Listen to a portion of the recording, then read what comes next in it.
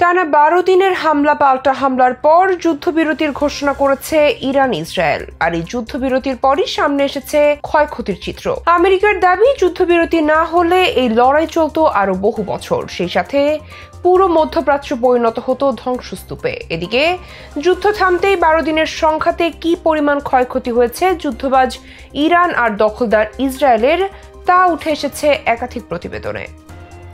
১২ দিন ধরে চলা যুদ্ধের পর স্বস্তি ফিরেছে বিশ্বজুড়ে। ধারণা করা হয়েছিল অপারেশন মিডনাইট হ্যামারের পর এই যুদ্ধ রূপ নিবে তৃতীয় বিশ্বযুদ্ধে। তবে সেই ধারণাকে ভুল প্রমাণ করে বিরতিতে যাওয়ার সিদ্ধান্ত নিয়েছে ইরান ইসরায়েল। যুদ্ধবিরতির ঠিক আগে ইরান থেকে ছোড়া ক্ষেপণাস্ত্র ইসরায়েলের বিভিন্ন শহরে আঘাত হানে। মনে করা হয়েছিল এটি ছিল তেহরানের শেষ মুহূর্তের এক প্রকার প্রতীকী শক্তি প্রদর্শন। কিন্তু যুদ্ধবিরতির পরেও ইরান আবারও হামলা চালায়। তবে ইসরায়েলে নতুন হামলার খবর মেলেনি, যদিও হুমকি রয়েছে। ১২ দিনের পুরো যুদ্ধই ছিল নাটকীয়তায় পরিপূর্ণ, বিশেষ করে শেষ ১২ ঘন্টায়। গত সপ্তাহেই ডোনাল্ড ট্রাম্প প্রশাসন বলেছিল যুক্তরাষ্ট্র ২ সপ্তাহের মধ্যে যুদ্ধের বিষয়ে সিদ্ধান্ত নেবে। কিন্তু এর মাত্র ২ দিন পরেই যুক্তরাষ্ট্রের B-2 বোমারু বিমান ইরানের ৩টি পারমাণবিক স্থাপনায় হামলা চালায়। ফলে পুরো অঞ্চলে উত্তেজনা বহুগুণ বেড়ে যায়। এরপর গত ২৩শে জুন ইরান কাতারে অবস্থিত যুক্তরাষ্ট্রের আল উদেদ সামরিক ঘাঁটিতে হামলা চালায়। এতে আশঙ্কা তৈরি হয় যে এই আঞ্চলিক যুদ্ধ হয়তো আরো বড় পরিসরে ছড়িয়ে পড়বে। তবে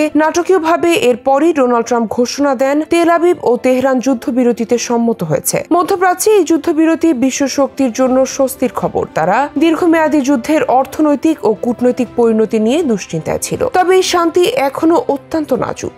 যুক্তরাষ্ট্র বলছে ইরানের পারমাণবিক স্থাপনাগুলো মারাত্মকভাবে ক্ষতিগ্রস্ত হয়েছে, কিন্তু তেহরান এই দাবি অস্বীকার করেছে। এদিকে যুদ্ধবিরতির পর সামনে এসেছে দুদেশের ক্ষয়ক্ষতির চিত্র। ইরান জানায় গত ১৩ই জুন ইসরায়েলের সঙ্গে যুদ্ধ শুরুর পর থেকে দেশটিতে অন্তত ৬১০ জন নিহত এবং ৪৭০০ জনের বেশি আহত হয়েছেন। যুদ্ধ শুরুর মাত্র এক সপ্তাহের কম সময়ে যুদ্ধের তীব্রতা সীমা অতিক্রম করে। কিন্তু ইরান আর দীর্ঘমেয়াদী যুদ্ধ চায় না। বেশিরভাগ ইরানি এখন দেশের পক্ষে একজোট হয়েছেন। এই যুদ্ধকে তারা মাতৃভূমির উপর হামলা বলে বিবেচনা করেছেন। তবে লাখ লাখ মানুষ ঘর ছাড়া হয়েছেন। দোকানপাট, ব্যবসা ও সরকারি অফিস বন্ধ বা সীমিত সময় চালু ছিল। সেখানে অর্থনৈতিক চাপ স্পষ্ট হতে শুরু করেছে। ট্যাক্সি চালক, শ্রমিক, সেবা খাতের কর্মীরা বলছেন এভাবে আর বেশি দিন বাঁচা সম্ভব নয়। ইরানের স্বাস্থ্য মন্ত্রণালয়ের মুখপাত্র হোসেন কেরমানপুর বলেন, গত ১২ দিন হাসপাতালগুলো অত্যন্ত ভয়াবহ পরিস্থিতি পার করেছে। আগে জানানো ৪০০ জন নিহত এবং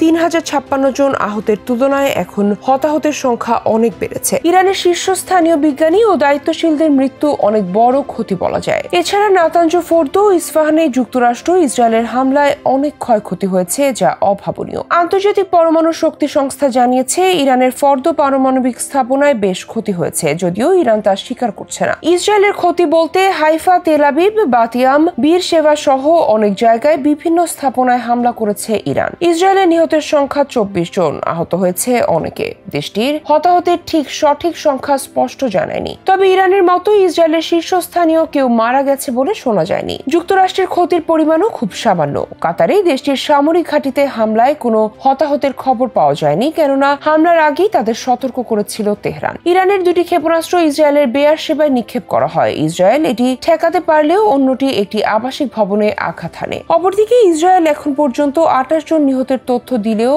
IDF বলছে নিহতের সংখ্যা কয়েকশো হতে পারে। আজ ভোর ৪টা ৪৫ থেকে ৭টা ১০ পর্যন্ত ইসরায়েলে ৩ দফা বড়সড় ব্যালিস্টিক ক্ষেপণাস্ত্র হামলা চালায় ইরান। এর মধ্যে ২টি ক্ষেপণাস্ত্র বেয়ার সেবায় নিক্ষেপ করা হয়। ইসরায়েল এটি ঠেকাতে পারলেও অন্যটি একটি আবাসিক ভবনে আঘাত হানে। এর কারণ খতিয়ে দেখা হচ্ছে বলে জানিয়েছে IDF।